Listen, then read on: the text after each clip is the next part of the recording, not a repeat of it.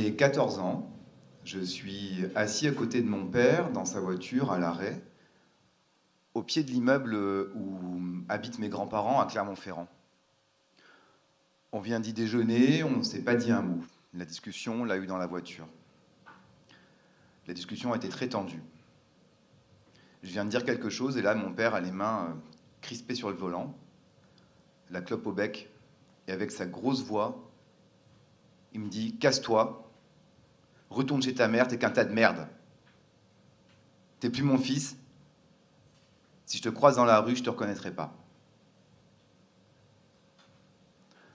On a passé 20 ans sans se voir.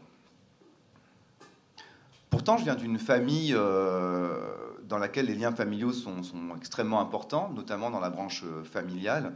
J'ai énormément de souvenirs de longues journées de repas autour d'une paella avec un grand nombre de cousins, de cousines, d'oncles, de tantes, de grands-oncles dont je n'arrivais pas vraiment à mémoriser tous les prénoms.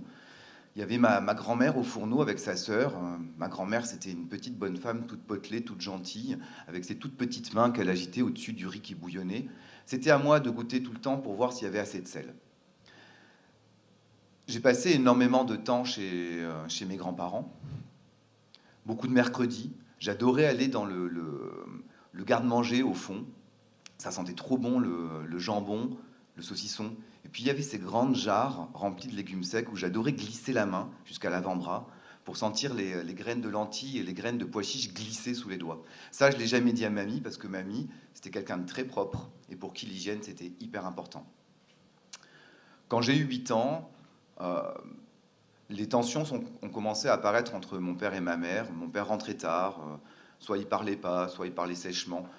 Bref, ils ont divorcé. Mon père est parti s'installer dans un autre quartier de Clermont-Ferrand, une zone défavorisée, assez laide. Mais là, sur place, il a su reconstruire un petit nid douillet pour ma sœur, Juju, qui a 4 ans de moins que moi, pour moi, puis pour lui. C'était meublé avec goût, dans un style très design, très industriel, avec des affiches de concerts un peu partout. On y allait un week-end sur 2, la moitié des vacances. Puis il a rencontré une femme qui avait des enfants, qu'on connaissait déjà, et moi je les aimais pas trop, parce que le fils et la fille passaient tout le temps, beaucoup de temps à se disputer, et moi j'étais très proche de ma sœur, ça me ressemblait pas. Je commençais à perdre mes repères, j'aimais pas trop. Un week-end, en rentrant chez mon père, j'ai vu que l'appartement avait été entièrement reconfiguré. La chambre que j'occupais avec Juju était devenue la chambre des garçons. Puis en face, la chambre où était mon père habituellement était devenue la chambre des filles. Et puis mon père était parti s'installer à l'arrière de l'appart, à l'opposé, avec Viviane. Et là, le mal-être que j'ai ressenti est devenu vraiment une angoisse. J'avais plus ma place, j'avais plus vraiment qui j'étais dans cette famille qui était devenue nombreuse malgré moi. J'ai commencé à ne plus pouvoir dormir, à pleurer énormément. Et mon père, c'est un mâle méditerranéen qui n'a pas le mode d'emploi des émotions. Et son inquiétude face à son fils qui pleurait, sans dire pourquoi, ça s'est transformé en colère, en une sorte d'agacement. Et la communication s'est tarie entre nous deux. Alors, il fallait bien que je lui explique un jour ce qui se passait, et j'ai pris mon courage à deux mains, et justement, cette discussion, on l'a eue dans cette voiture, à Clermont-Ferrand, en bas de l'appartement de mes grands-parents. Je lui ai dit en pleurant, Papa, je veux que tu quittes Viviane, qu'elle reparte avec ses enfants, et qu'on se retrouve que tous les trois, Juju, toi et moi. Ben, évidemment, ma requête était irrecevable, et la réponse de mon père tout autant. On a passé 10 ans sans se voir. 10 ans plus tard, j'ai 24 ans. Je suis de passage à Clermont avec mon compagnon de l'époque, maintenant mon mari. Et puis on est invité à déjeuner chez les grands-parents, comme à chaque fois. Chez mes grands-parents, les conjoints des uns et des autres, c'est leurs petits-enfants aussi. Donc Marc, mon mari, c'était leur petit-fils. Et d'ailleurs, il les appelait papy et mamie. Mamie avait préparé un bon petit plat, comme d'habitude, avec ses petites mains qui s'agitaient autour. Et puis, elle avait fait aussi son gâteau à la croûte de sucre, qu'elle recouvrait d'un papier d'alu pour le protéger, comme elle protégeait toute la gazinière avec du papier d'alu, parce que mamie était très propre. Et puis arrive l'heure du café et on va manger le gâteau et puis ça sonne à la porte.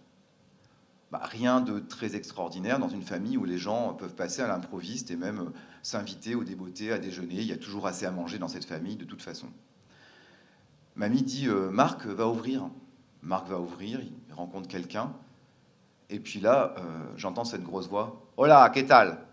C'était mon père. Un bel homme, en costume de motard. Il portait beau, chaleureux, souriant, charismatique. Il est heureux de rencontrer Marc, de voir qui c'est. Et puis ma grand-mère me dit, alors, t'es pas heureux de voir ton papa? En fait, non. Non, j'étais pas heureux de voir mon père. Au contraire, je me sens piégé. J'ai l'impression qu'on m'a tendu une embuscade. Et c'est pas vraiment de la joie que je ressens, c'est de la colère, une forme de peur aussi. Je me ferme, je croise les bras. Je réponds par oui ou par non aux questions. Puis ça en reste là, c'est un échec. Sur le chemin du retour, je médite un petit peu ce qui vient de se passer. Je me demande s'il faut que j'en veuille à mes grands-parents. Et puis, je me dis, papy, mamie, ils ont voulu bien faire. Eux, ils souffrent énormément qu'on soit séparés avec papa. En plus, dans une famille espagnole, ça se fait pas. Le fils et le père qui se parlent pas, ça se fait pas, c'est inconcevable. Donc, je leur pardonne. Bien plus tard, j'ai aussi compris que sous ces allures complètement décontractées, conviviales, chaleureuses, mon père dissimulait aussi un énorme espoir qu'on se réconcilie et qu'il souffrait dans sa chair même d'être séparé de son fils. Mais je n'étais pas prêt. 10 ans plus tard, j'ai 34 ans, ma sœur Juju m'appelle, elle fait « Salut frère, je vais avoir 30 ans, comme tu le sais, et je vais faire une grosse teuf, et il y aura plein de monde, il y aura des amis, la famille, donc je vais faire la fête au Chais. » Alors le Chais, c'est le village qu'habite mon père. Il a une grande maison, un grand jardin, c'est le lieu idéal pour recevoir du monde. Évidemment, il y aura papa, c'est chez lui, puis je vais pas faire mes 30 ans sans papa. Et puis évidemment, il y aura toi, parce que tu es mon frère, que j'aime, et donc tu vas venir. On raccroche, là moi je bouillonne de rage, je me dis comment elle m'a fait ça, elle sait que j'ai pas du tout envie de le revoir, que c'est une mauvaise idée. Puis je mets l'eau dans mon vin, les semaines passent, je me dis bon, je vais y aller pour Juju, je prends mes précautions, je vais me protéger, donc on rentrera, on dormira pas là-bas, moi je boirai pas trop, je veux pas perdre le contrôle, je resterai poli parce que j'ai appris à être plus poli qu'avant, et puis tout se passera bien et ça ira. Le jour arrive, on est au début du mois d'août, l'après-midi avance, moi j'ai été poli, j'ai été suffisamment distant pour... puis il y avait suffisamment de monde pour que rien ne se passe de vraiment très important. L'après-midi avance bien, c'est l'heure de l'apéro. La lumière est devenue plus chaude, plus agréable aussi. La température a un peu baissé, on commence à souffler. Il y a ce grand chêne quadricentenaire qui trône sur le jardin. C'est un beau moment sur la terrasse. Je ne me rappelle plus du tout pourquoi, mais je pars en cuisine pour aller chercher un truc. Et il se trouve que mon père était justement en cuisine. Il était parti chercher une bouteille de vin parce que on va pas se laisser mourir de soif. Et donc on se croise par hasard au milieu dans la véranda. Et là, c'est le premier moment où on n'est que tous les deux, il n'y a pas de public. Et il faut dire quelque chose. Et là, le premier truc qui me passe par la tête, c'est de dire ce qui vraiment, pour moi, est la vérité à ce moment-là. Je lui dis, papa, je suis content d'être là. Il me regarde, il me fait, fiston, je suis content que tu sois là. Et là, comme tous les deux, on n'a pas le mode d'emploi des émotions, on essaye de se prendre dans les bras, on se rate un peu, on se retrouve à s'accrocher virilement par les avant-bras, et puis une tape sur l'épaule, et hop, on repart chacun dans notre coin. Mais en fait, non, on n'est pas reparti chacun dans notre coin. On a passé la soirée à être collés l'un à l'autre, à discuter jusque loin dans la nuit, à essayer de savoir qui on était devenu, à se raconter, lui savoir quel homme j'étais devenu, moi comprendre quel grand-père il était devenu, et à se rendre compte à quel point on était finalement extrêmement similaires. On avait quasiment la même apparence physique, même si lui était beaucoup plus imposant que moi. On avait la même voix, les mêmes inflexions, le même humour, les mêmes goûts musicaux, le même goût pour les mots, la même culture, la même mauvaise foi. Et puis, on a passé 13 ans à reconstituer ces liens. Lui, se réhabituer à avoir un fils aîné, et ça compte. Moi, à réutiliser un mot qui était qui avait quitté mon vocabulaire, le mot papa, à l'écrire, à le dire. Et tout ça, ça s'est fait à force de grandes fêtes de famille, très souvent avec une grosse paella ou un autre plat. Et puis à force de Noël, de réveillons, de vacances partagées, de grands moments comme ça. Moi, je me suis aussi réhabitué à avoir une partie de ma famille que j'avais ignorée pendant 20 ans et à retisser ces liens avec mon frère et ma sœur par alliance et puis avec ma belle-mère. Mon père était un homme du verbe.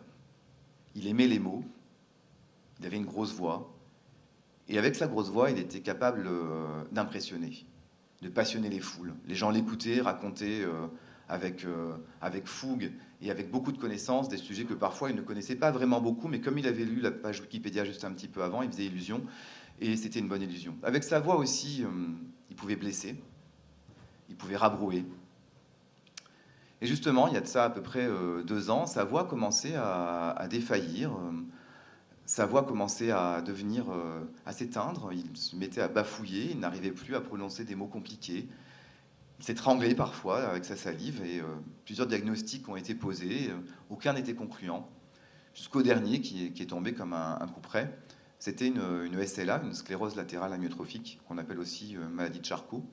C'est une maladie dont on ne guérit pas et qui tue, rapidement.